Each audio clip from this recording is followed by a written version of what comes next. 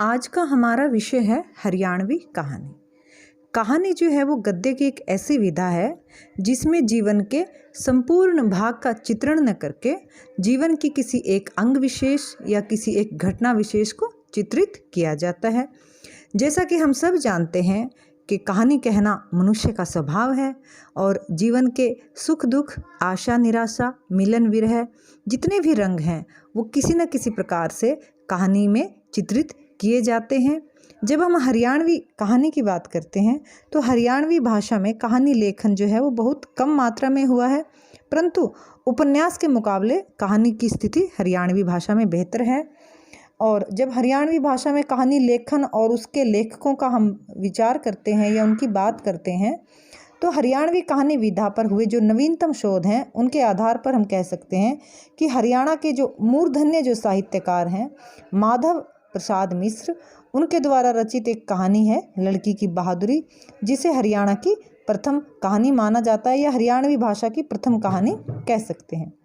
हरियाणा के जो एक जाने माने साहित्यकार हैं डॉक्टर मुरारी लाल, उन्होंने लड़की की बहादुरी शीर्षक नाम से जो कहानी प्रकाशित हुई थी उसे न केवल हरियाणवी की प्रथम कहानी कहा है अपितु वैसे हिंदी साहित्य की प्रथम कहानी बताते हैं।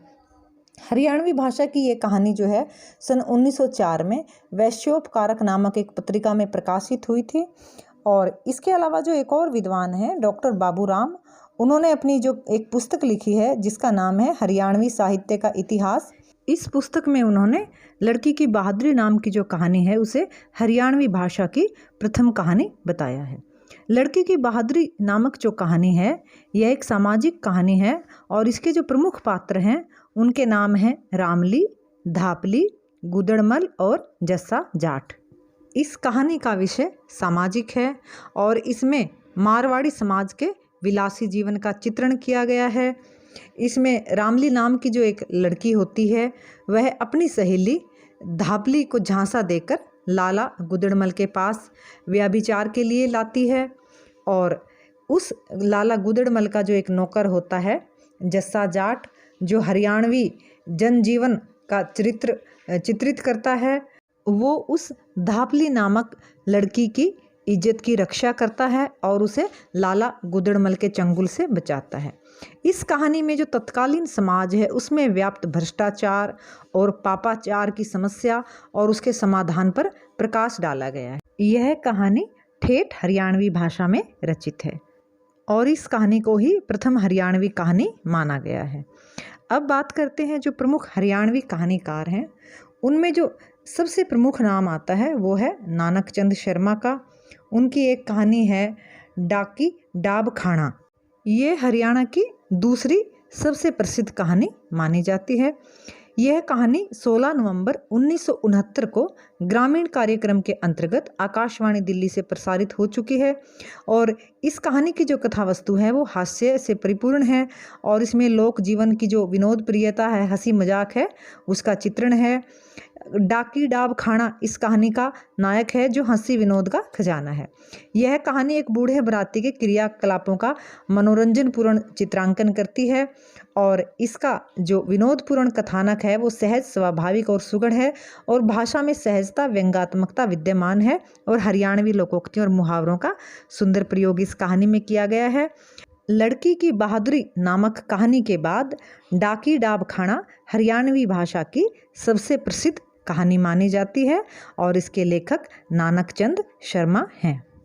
इसके बाद डॉक्टर रघुवीर सिंह मथाना का नाम आता है जो एक जाने माने साहित्यकार हैं हरियाणा के। डॉक्टर रघुवीर सिंह मथाना की एक प्रसिद्ध कहानी आपराधिक आंकड़े 1992 में प्रकाशित हुई थी। हरियाणा अध्यापक समाज नामक पत्रिका में इसका प्रकाशन हुआ था। यह जो कहानी है ये हरियाणा पुलिस विभाग की जो कार्य प्रणाली है और उसमें व्याप्त जो भ्रष्टाचार है उस पर एक करारा व्यंग करती है। इस कहानी में पुलिस थाने के वातावरण को सजीव रूप से दिखाया गया है। एक पुलिस अधीक्षक जो एक थाने का निरीक्षण करने आते हैं तो वो थाने के प्रभारी को लताड़ लगाकर चले जाते हैं और पुलिस अधीक्षक के जाने के बाद जो थाना प्रभारी है वो अपने मातहत कर्मचारियों की एक सभा बुलाता है और सबको एक एक डिडक्शन दर्ज करने को कहता है। थाने के जो मातहत कर्मचारी हैं वो रात को बस स्टैंड और रेलवे स्टेशन से गरीब लोगों को लाकर उन्हें अलग अलग भिन्न भिन्न झूठे अपराधों के तहत हवालात में बंद कर देते हैं और इस प्रकार वे आपराधिक जो आंकड़े होते हैं उनको जुटाते हैं। इस कहानी में लेखक ने हरियाणा पुलिस की कार्यप्रणाली को एक कहानी के कथानक में पिरोकर उजागर किया है। हरियाणवी कहानीकारों में कंवल हरियाणवी भी एक प्रसिद्ध नाम है। कंवल हरियाणवी कवि के रूप में ज़्यादा प्रसिद्ध हैं, परंतु उन्होंने गद्यात्मक विधाओं पर भी सफलतापूर्वक अपनी लेखनी चलाई है। 1995 में इनका लीक पुरानी मोड़ नवा मतलब नया मोड़, लीक पुरानी मोड़ नवा इस शीर्षक से इनका एक कहानी संग्रह प्रकाशित हुआ था और इस कहानी संग्रह में कुल 12 कहानियाँ संकलित की गई हैं। डॉक्टर बाबूराम ने इस कहानी संग्रह के विषय में लिखा है कि यह कहानी संग्रह ग्रामीण संस्कृति और ठेठ हरियाणवी संस्कारों का आईना है। इन कहानियों में ग्रामीण व्यक्ति की वृत्तियों का मूर्त रूप से चित्रण किया गया है। इस कहानी संग्रह में संकलित धन्नो, सरजो काकी और आशा किरण आदि जो कहानियां हैं वो नारी जीवन की समस्याओं को चित्रित करती हैं। इस कहानी संग्रह को प्रथम हरियाणवी कहानी संग्रह भी माना जाता है, लीक पुरानी मोड़ नवा।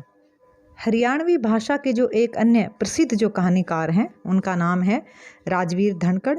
राजवीर धनखड़ के 2 कहानी संग्रह प्रकाशित हो चुके हैं।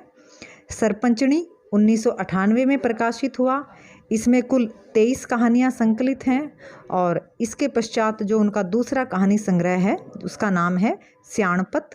यह सन 2000 में प्रकाशित हुआ था और इसमें कुल 24 कहानियाँ संकलित हैं।